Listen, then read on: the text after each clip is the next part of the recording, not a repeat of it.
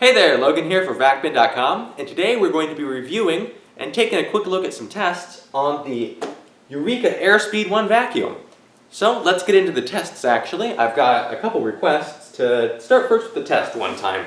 So why not? I love my fans, so let's do one for them. As you can see, I've got my Honey Nut Toasted Oats as always.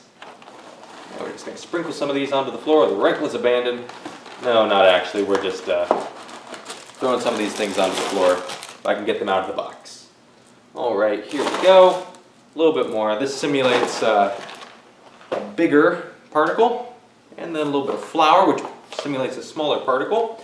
Now, some of the things you may want to know about this vacuum before we get started: it does not have an exhaust filter. What does that mean for you? Oh, well, we may start seeing some flour come out of the exhaust on this machine. I saw it in my testing on the VacBin test track, but I don't know if you will see it. Let me adjust the camera here so I can see. There we go. If you will be able to see it on the video.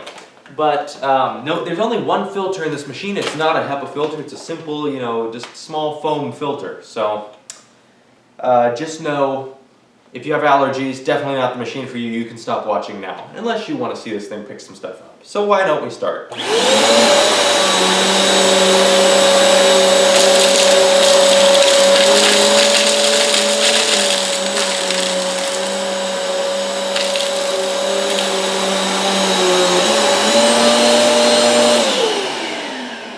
So we could see I did a slow pass back and forth, but it was able to get pretty much everything actually. And if I pick it up, didn't leave anything behind. I'm just going to go over it one or two more times, see if any more flour comes out.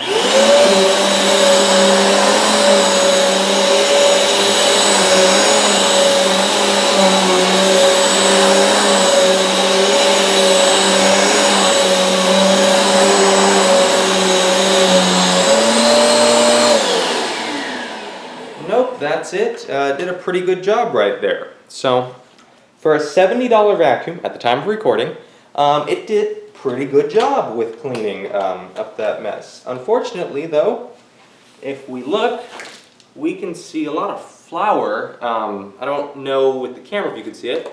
Flour on the exhaust here. My hands are getting a little bit tight. We could see flour up here that it stuck onto the front. You can see that flour.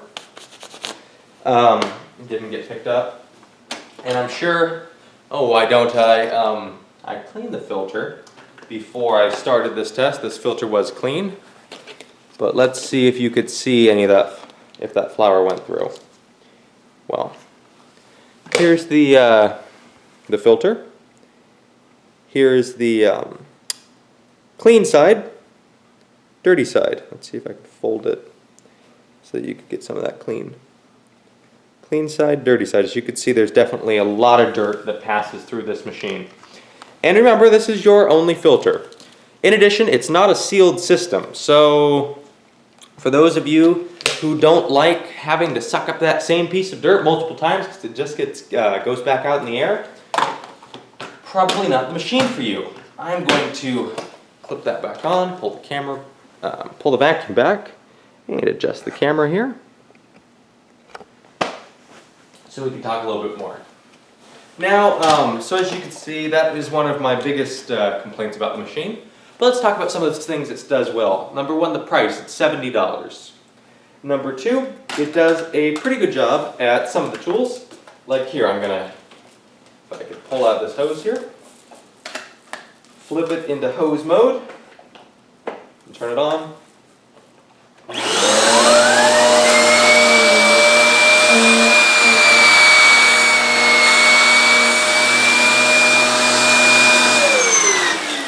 We have this really nice turbo brush right here, and it's nice in the fact that it's a standard turbo brush in which it works horizontally.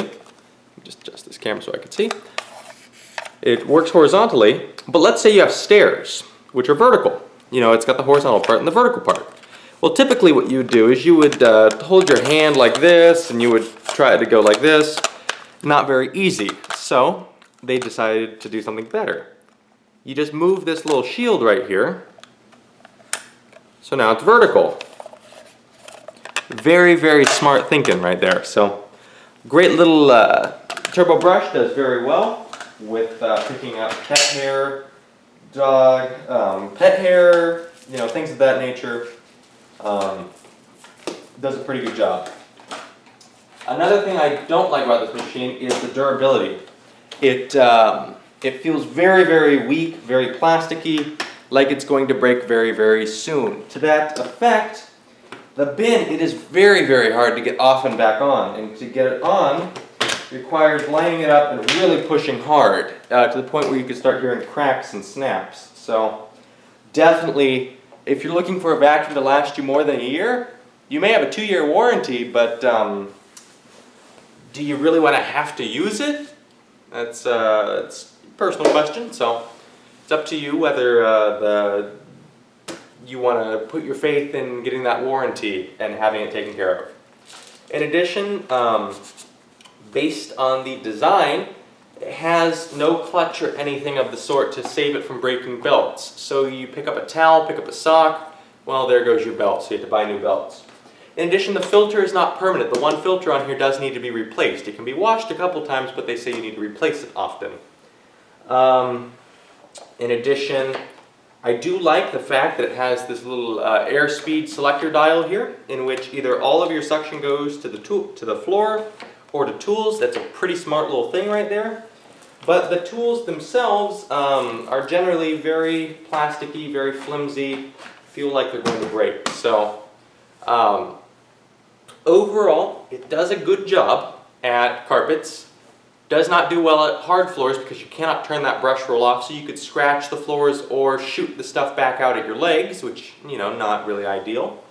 So for carpets, if you have just carpets and you're looking for something cheap and dirty that will die on you soon, but in the meantime, you know, you don't really care about having to vacuum a couple times and having allergies and things of that nature, maybe go with this.